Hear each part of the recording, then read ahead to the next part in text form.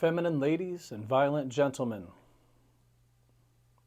I want to present to you an informal, propositional, and summational interrogatory.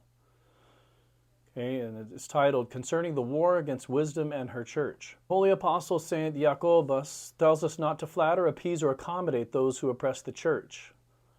For approximately 6,000 years, the Pantocrator has been rejected and attacked through ideas, doubts, temptations. Why then do so many modern clergy seem to want to deconstruct 6,000 years of holy tradition, which includes the patristic fathers, as the non-Orthodox have consistently accomplished this over half a millennium, and it's now trending amongst evangelicals by stating that Holy Writ inferiorly is not a science book, yet it is transcendently superior, while employing retroactive symbolism, hypermystagogic apologies, and condescending to the anti-theist constraining of the past and future of discoverability.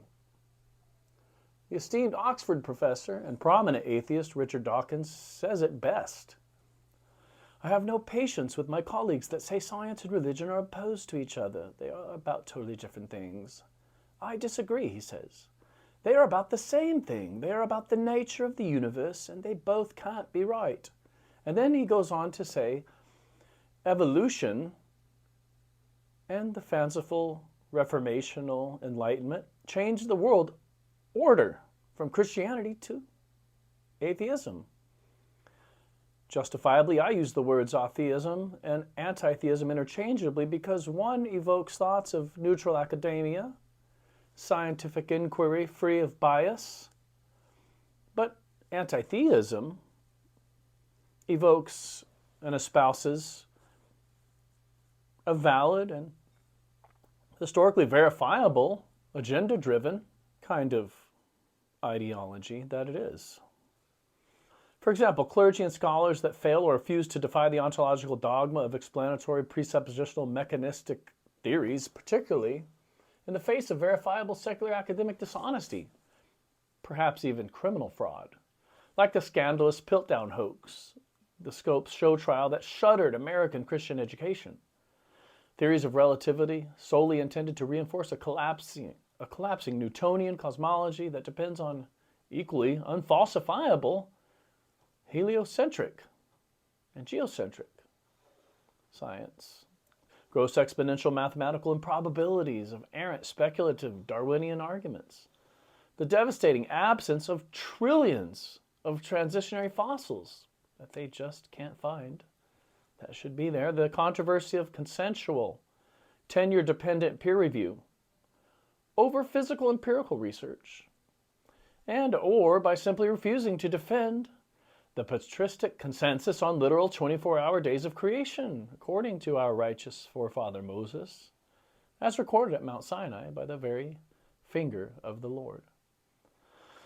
Based on the aforementioned antiquated but detrimentally consequential and highly controversial anti-theist, agenda-driven existential theories, irrefutably inseparable from their inconsequential fruits, so they say, as they dismiss academic fraud as zealous for science.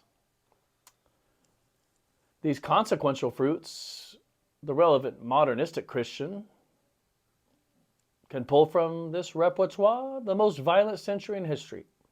Mass infanticide, bioeugenics, genocide, school and church shootings, unprecedented economic disparity and social disparities, industrialized hyperconsumerism, euthanasia, gender hysteria, technological idolatry, modern slavery, single parenting, mass incarceration, radical materialistic hedonism, and the removal of sacraments from the church to the state, to mention a few. Moreover, many of these anti-traditional, self-aggrandizing appeasers create even more absurd theories espousing God of the gaps, punctuated equilibrium, mytho-history, mythological Bible history, like William Lane Craig attends carefully to.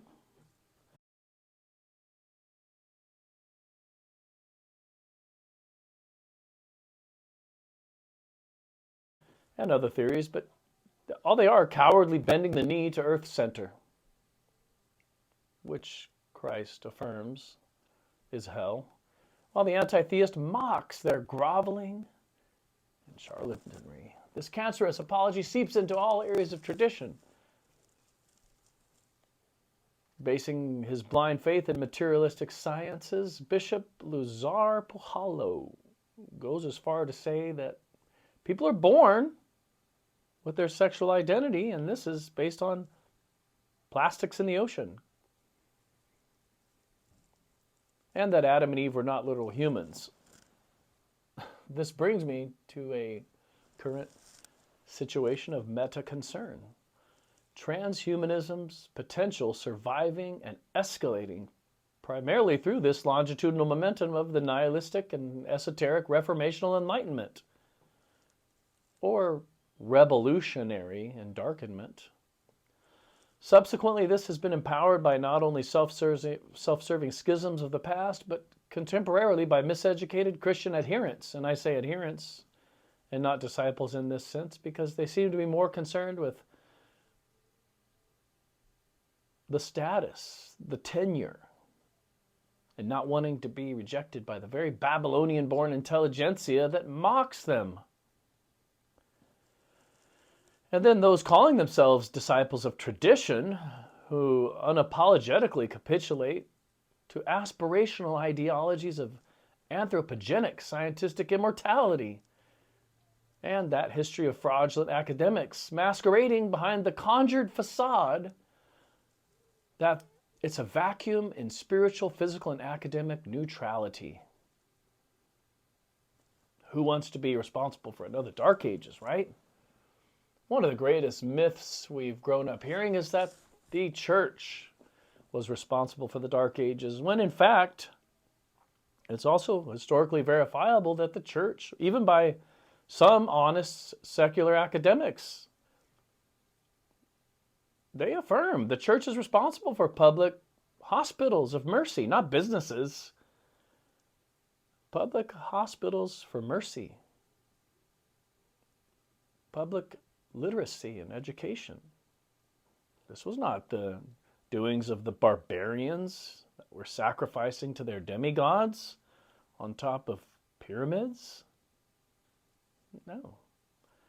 If a viable ideological enemy of the church nor her friends are enabling this spirit of this Antichrist type situation, then what might be a tangible historical medium for the substantive force with which transhumanism has grown from its very adversarial, anti-traditional, somewhat Kabbalistic roots?